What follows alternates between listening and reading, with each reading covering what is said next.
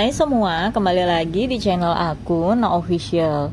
Di video kali ini kembali kita bakal ngebahas tentang keuangan, tapi di sini sambil temenin aku ngeberesin barang-barang aku karena kebetulan lagi ada datang barang di toko aku, jadi aku harus buru-buru ngeberesin. So, teman-teman tonton video aku sampai selesai ya.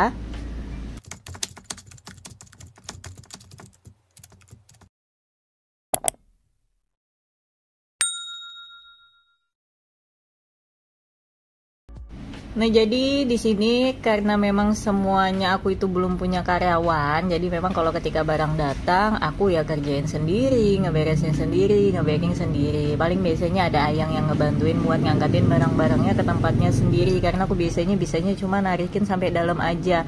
Karena ini lumayan berat ya teman-teman, ini lumayan berat, satu karung ini kisaran 20 kiloan, jadi lumayan menguras tenaga kalau misalkan mau ngangkatin beberapa karung itu.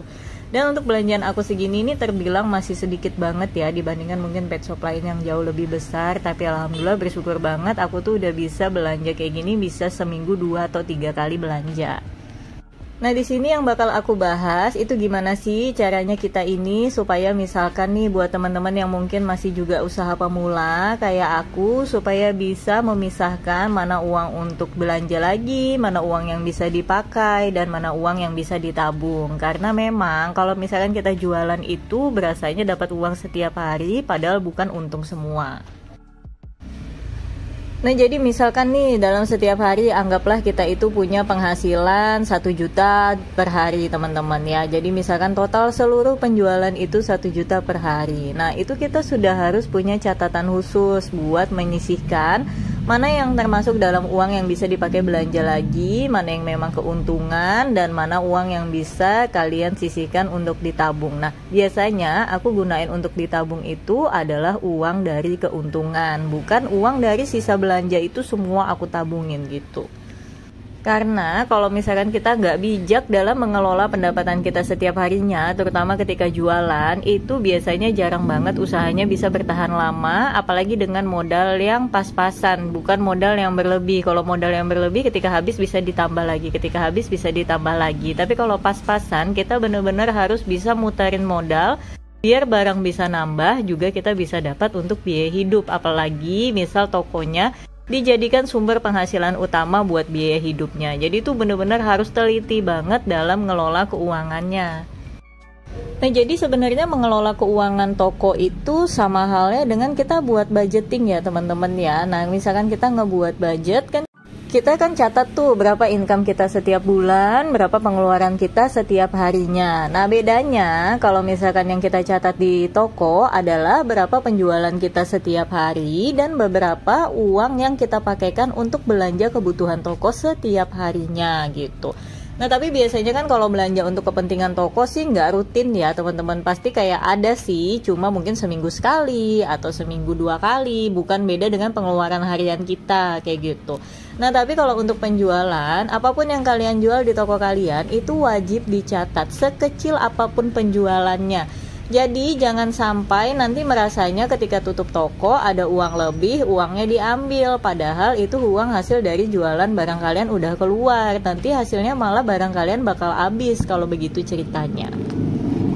Nah, namanya juga nyatat manual ya. Kadang tuh ada kalanya sih kelewat. Karena aku biasanya juga di toko kayak gitu. Ada kalanya aku itu kelewat. Apalagi misal nih orang lagi numpuk kayak gitu. Kadang lupa nih mana aja yang udah kecatat, mana aja yang belum. Atau orang tadi beli apa aja itu lupa. Tapi ketika di akhir tutup toko, biasanya kan aku hitung keuangan. Nah, itu biasanya aku tahu nih, oh ada lebihnya sekian. Aku udah nggak masukkan ke dalam kantong pribadi aku, tapi tetap aku catatin dengan penjualan barang yang memungkinkan. Walaupun antinya jadi mengarang ya, itu bukan real barang yang dibeli, tapi istilahnya uang ini adalah uang pembeli yang datang ke aku, cuma aku nggak inget nih barang apa yang dibeli. Nah, jadi tetap aku catatin supaya semuanya itu balance, jadi supaya modal kalian itu nggak kegerus ya. Nah, terus namanya juga catat manual ya kan. Nah, kalau memang kalian mau lebih bagus, sebetulnya pakai sistem kasir online. Nah, itu lebih bagus karena setiap pengeluaran pasti udah kepotong kan, jadi nggak mungkin ada selisih lagi. Nah, ketika kalian itu kan udah catatin nih penjualan kalian itu setiap harinya itu berapa aja. Di akhir tutup toko, kalian harus hitung total penjualannya berapa aja. Terus misalkan ada uang terpakai untuk pembelian apa, untuk kebutuhan toko juga kalian catat. Semisal kalian memang pakai uang toko untuk belanja kalian juga harus catat. Nah, tapi saran aku sih kalau untuk belanja itu harus kalian perhitungkan dari uang keuntungan, jangan sampai melebihi dari uang keuntungan belanja kalian, karena kalau melebihi dari itu sama halnya kalian akan mengambil modal kalian.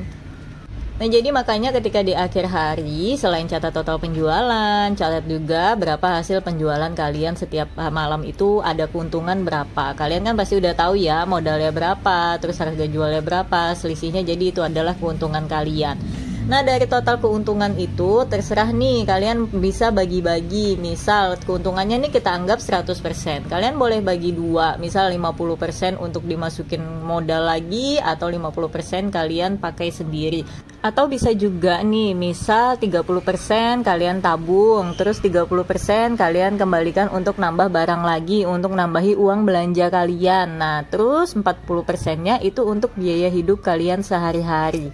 Nah, jadi pada intinya kan mirip-mirip dengan budgeting ya, ada persentase-persentase yang harus kita bagikan. Kalau di budgeting kan dari total pendapatan kita berapa, 10% ditabung, 40% buat kewajiban, 40% buat kebutuhan, 10% buat pegangan.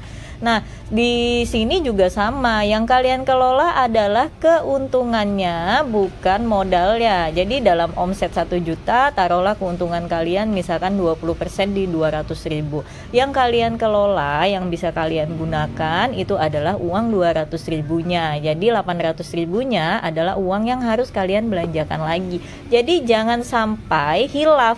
Jadi jangan sampai merasa, wah per hari ini aku punya uang 1 juta, 2 juta, dipakai deh 1 juta masih ada 1 juta. Padahal untungnya bukan segitu, sama aja akhirnya kalian akan menggerus modal kalian. Nah, biasanya pengelolaan uang yang seperti itu yang bisa bikin usaha jadi kembang kempis, bahkan kempis terus nanti takutnya, ya kan?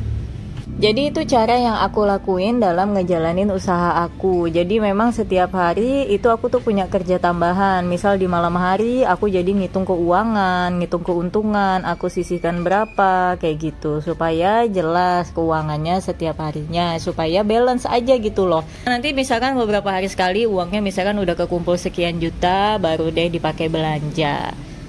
Nah, mungkin itu sih ya teman-teman ya, sedikit tips pengelolaan uang kalian bagi teman-teman mungkin yang baru memulai usaha, mungkin masih bingung nih mengatur keuangannya gimana, kok kayaknya bingung, rugi terus. Nah, mungkin coba diperbaiki keuangannya, dicatat pengeluarannya setiap hari, terus dicatat keuntungannya setiap hari, dan coba biasakan untuk pakai uang keuntungan aja, jangan dari misalkan 1 juta kalian ambil 500 langsung, karena itu belum tentu keuntungan, kayak gitu. Hal itu aku terapkan, dan aku alhamdulillah toko aku ini udah jalan hampir 1 tahun, dan kemarin aku juga dalam setengah tahun itu aku nyarikan uang untuk bayar ruko dalam 1 tahunan, alhamdulillah dapat. Dan ini agak lebih santai kayak gitu, karena kalau kita nggak kelola dengan baik dari awal, bisa jadi nanti takutnya amit-amitnya usahanya bakal nggak bagus, apalagi kan usaha itu butuh modal yang besar ya. Jadi kan pengennya jalan terus ya sampai akhir, jangan sampai enggak. Nah, sedikit itu aja yang bisa aku sharing ke teman-teman ya, bukan bermaksud menggurui, tapi itu berdasarkan pengalaman aku pribadi. Kalau memang ada yang kurang, boleh kalian koreksi di kolom komentar, dan makasih yang udah nonton sampai selesai. Sampai ketemu di video lainnya.